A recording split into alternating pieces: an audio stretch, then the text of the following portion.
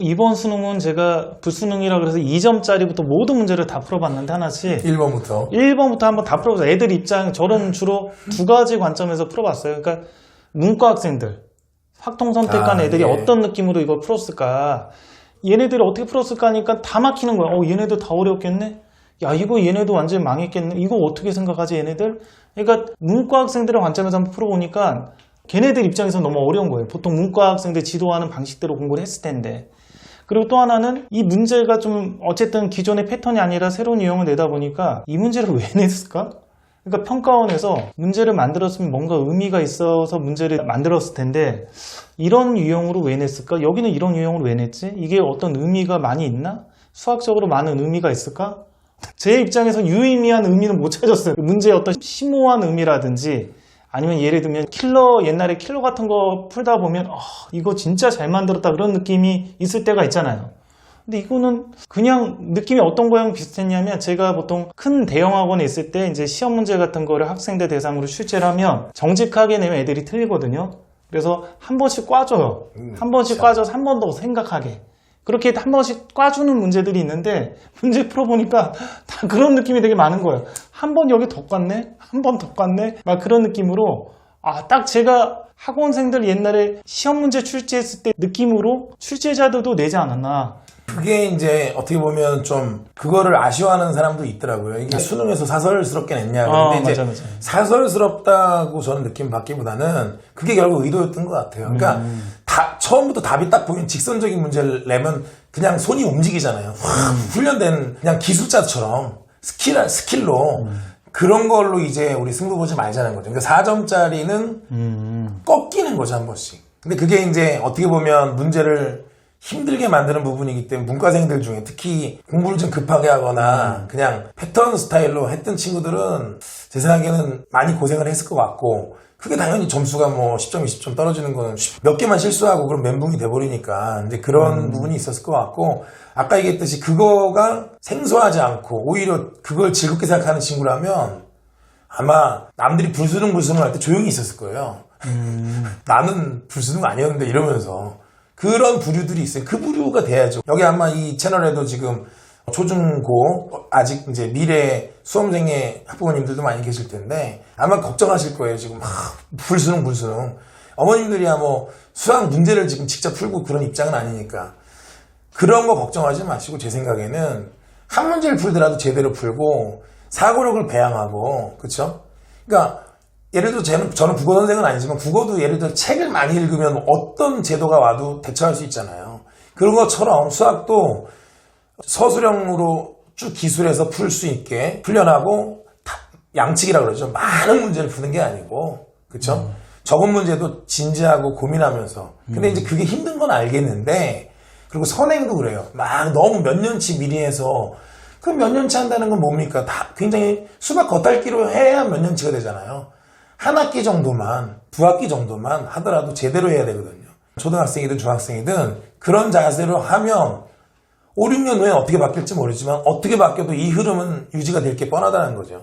선행이 이제 아주 잘한 애들은 몇 년치라도 깊이 있게 하는데 그럼요. 대부분 이제 평범한 애들이 그거를 따라가다 보니까 그렇죠. 깊이 있게 못하는데 그거는 따라가다 보니까 이제 제대로 안 되는 게 선행을 제대로 그쵸. 몇 년치 하는 거는 당연히 좋죠. 근데 이제 그리고 제대로 하는 아까 얘기했던 그 서술형을 푸는 그런 부분들이 서술형 형태까지 풀 수 있는 거를 의미하는 거잖아요. 그렇죠. 초동, 중동 그 정도만 돼도 애들이 문제집을 풀면 실력이 안 느는 게 거의 객관식이잖아요. 뭐 센서 그런 거. 예. 정말 이상한 방법으로 풀어요. 그러니까 올바르게 식을 세워서 푸는 게 아니라 보기에 있는 거를 대입해서 푼다든지 그건 많이 그렇게 하다 보니까 애들이 교재 정답률은 높은데 시험을 보면 못 푼다라든지 아니면 이 교재는 정답률이 높았는데 또 다른 교재에 가면 떨어진다라든지 아니면 실제 뭐 주관식 문제 못 푼다라든지 그러니까 실력이 굉장히 기술적으로 푸는 방법들을 애들이 많이 써요. 교재를 다 주관식으로 만들면 어떨까 그런 생각이 들더라고요. 애들이 중학교 정도부터 굉장히 엉망으로 공부하는 게 객관식으로 거의 대부분 문제집들이 있다 보니까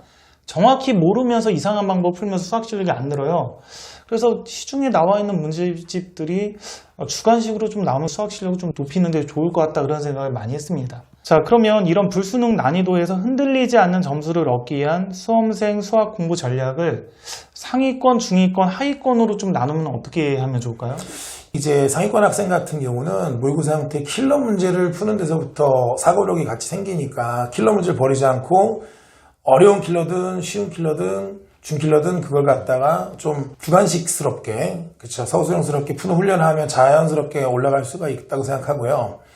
근데 문제는 고3 수험생 대부분이 내신 수학을 주로 공부하던 게 몸에 배 있단 말이죠. 그러니까 그쵸. 중위권, 하위권 친구들이 소위 이게 센수학이라든지 블랙라벨 같은 문제들 보면 어려운 문제도 스킬로 푸는 거, 그리고 암기해서 푸는 것들이 몸에 배 있는데 수능에 이제 적용할 수 있는 태도 변화가 좀 필요한 것 같습니다. 중하위권 친구는 간단합니다. 기본적으로 답을 외워서 푼다거나 이런 유형은 숫자가 바뀌었을 때 이렇게 풀어야지, 이런 약간 약삭빠른 학습보다는 장기적인 플랜을 세워가지고 사고력을 가지고 단원이 융합되어 있는 문제들을 좀 복합적인 사고를 해서 풀 수 있는, 근데 그런 문제들이 사실 많이 있거든요. 문제집도 있고 있는데 이제 그게 굉장히 시간이 오래 걸립니다. 그래서 결국은 많은 문제를 풀기보다는 적은 문제를 정성껏 푸는 훈련을 해야지만, 그래야 나중에 그게 점수로 가지.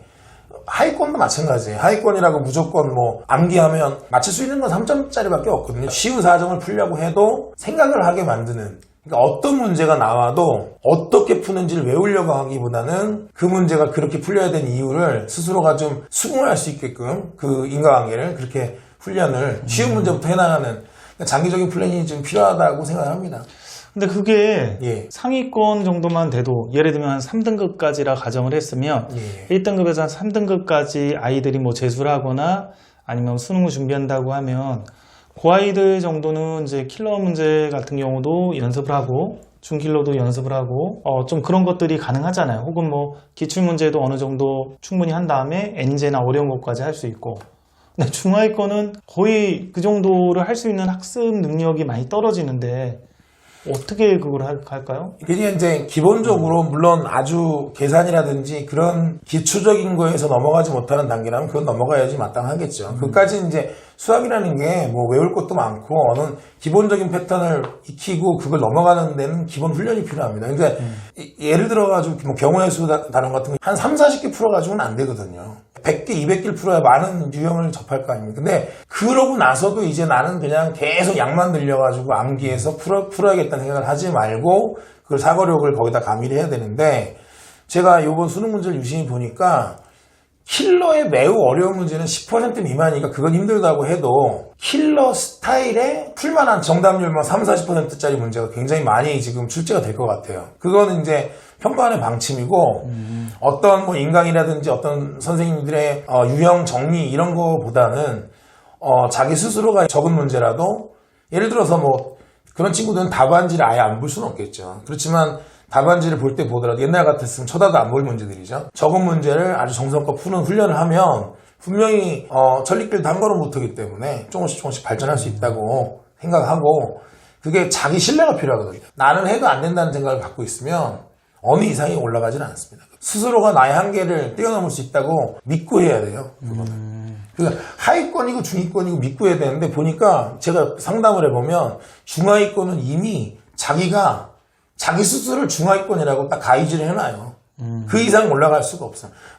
제가 어떻게 이런 걸 풀어요? 그러니까 애초에 풀 생각이 없습니다. 근데 그거를 이제 재수생들은 오랜 시간을 공부할 수 있기 때문에 그걸 깨우칠 수 있는데, 이제 재학생은 아무래도 이제 공부할 시간이 내신도 해야 되고 좀 부족하겠죠. 근데 마인드 차이가 분명히 있다고 생각합니다. 마인드가 열려 있으면 가능하다고 생각해요, 저는. 그렇죠. 재수생들 중에서 그 아까 얘기했던 그 1등급 문과에서 4등급 받고 1등급 받은 학생을 보니까 센 수학을 7회 독을 했대요.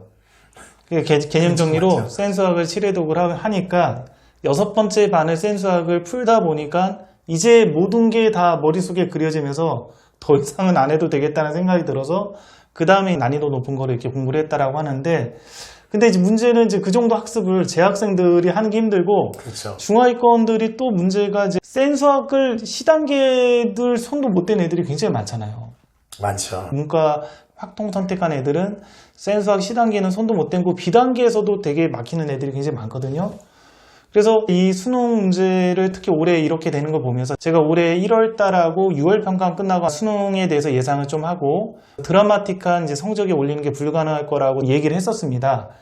예전과 같이 좀 드라마틱하게 뭐 1년 만에 점수가 많이 오르는 거는 좀 많이 힘들 것 같다라는 생각이 들어요. 이런 수능 형태가 되면 이런 문제들을 생각해서 푸는 연습들을 꾸준히 어쨌든 한 아이들이 수능을 잘 볼 수밖에 없는데 그게 되게 만만치가 않잖아요. 그런 습관을 그렇죠. 만드는 게. 재수생들 중에서도 그렇게 되는 애들이 있지만 대부분은 또 거기까지 못 올라가서 또 삼수까지 해가지고 가는 애들이 있고 그렇죠. 예. 단기간에는 되기가 힘드니까 초중 어머님들 같은 경우는 좀 그런 부분들을 좀 생각을 해서 무리한 선행이라든지 그런 거보다는 좀 아이가 생각하는 연습을 시켰으면 좋겠다는 생각이 드네요. 예, 맞습니다. 얼마 전에 뇌과 관련한 재미있는 영상을 봤는데요.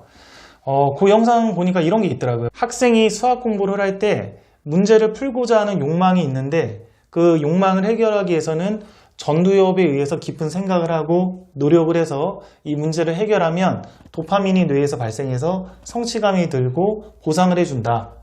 근데 전두엽을 이용해서 고차원적인 생각을 하는 과정을 생략하고 아이들이 어려운 문제가 있을 때 바로 엄마한테 질문하든지 아니면 바로 해설을 보든지 이렇게 해버리면 중간 단계가 빠지고 뭔가 해결하고자 하고 싶은 욕망이 있을 때 바로 해설이나 엄마가 가르쳐주면서 그 욕망이 해결이 되는 보상이 주어지게 되는데 이런 보상이 주어지게 되면 마치 게임을 하게 되면 노력하지 않고도 도파민이 발생하잖아요. 계속 도파민이 나오게 되니까 중독이 되듯이 아이가 거기 한번 중독이 되면 더 이상 생각하지 않고 모르는 게 있으면 바로바로 질문하든가 아니면 바로바로 해설을 보든가 그래서 전두엽이 발달될 기회를 잃게 된대요. 결국에 그렇게 한 아이들은 나중에 수학을 못한다라고 이런 식으로 나와 있더라고요, 내용이.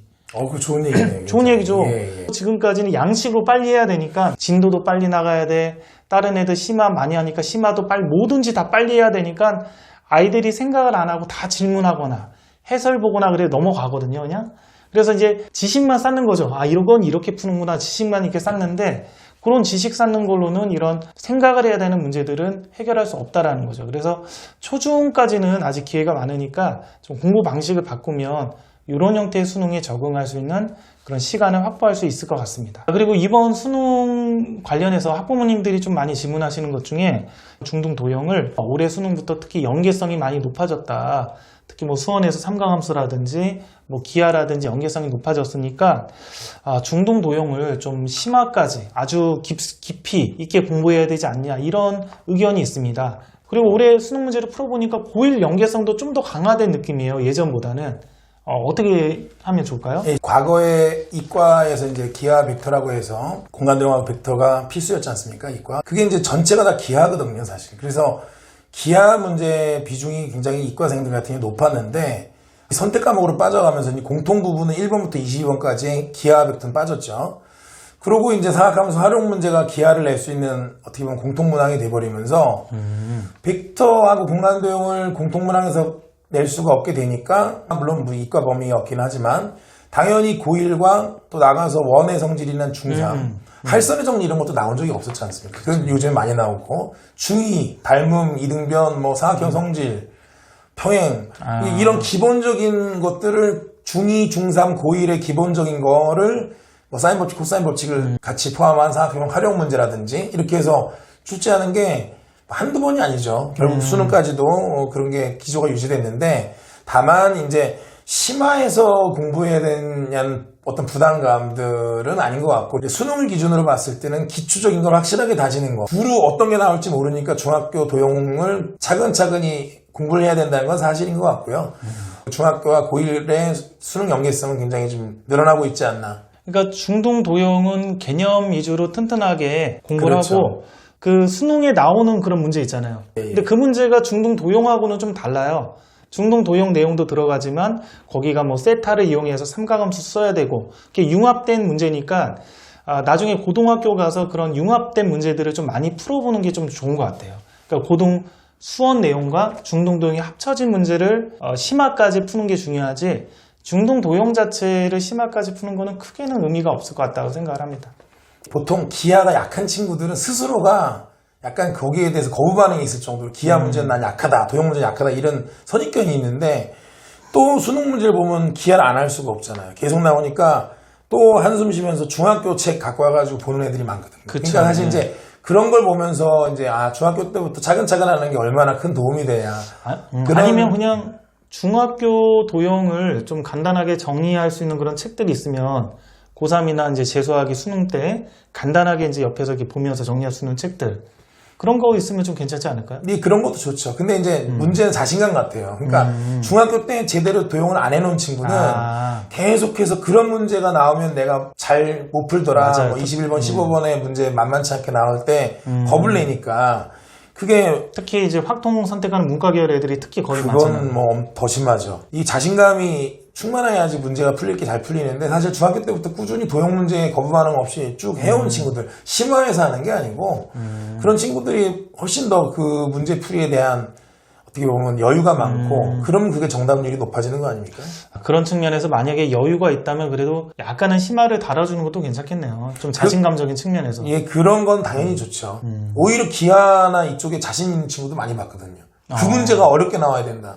실제로 그런 자기가 자신 있으니까. 그런 친구들 특징은 중학교 때부터 기하를 경시 문제도 풀고 막 이렇게 아까 얘기했듯이 자기 스스로 해결하는 답 안 보고 그런 친구들은 무서워요. 한 문제 막 30분씩 풀고 막 1시간씩 풀고 그러거든요. 기하는 초등학교 때부터도 싫어하는 애들이 엄청 많아요. 어려워하고 힘들어하는 애들이 많고 초등학교 때부터 싫어하는 애들이 이제 중학교 가면 더 싫어하고 고등학교 와서 삼감수랑 연계되면 더 어려워하고 더 싫어하고 그런 경향이 있으니까 초등학교 때는 보통 기하를 좋아하는 애들이 어렸을 때 블럭이라든지 레고 뭐 이렇게 조립 같은 거 많이 하는 애들은 기하 문제가 나오면 되게 그런 뭐 거부감이 없더라고요. 좀 그런 거부감이 것도 맞는 없고 것 재밌어하게 같습니다. 접근하고 그래서 그런 쪽으로 잘 이제 지도를 해서 끌고 가면 좋을 것 같습니다. 저도 지금 자식이 지금 초등학생인데 자녀가 3명이잖아요. 예. 지금 유치원 2학년 4학년인데 아들놈도 지금 뭐 자석 이렇게 붙이는 공구들이 있어요. 그런 거 이제 사서 계속 어렸을 때부터 갖고 노는데 그런 거는 분명히 그 기하적인 어떤 상상력이라든지 도형을 대하는 태도가 어렸을 때부터 유치원 때부터 계속 붙이고 놀고 하니까 그건 분명히 뭐 득이 좀 있었던 것 같아요.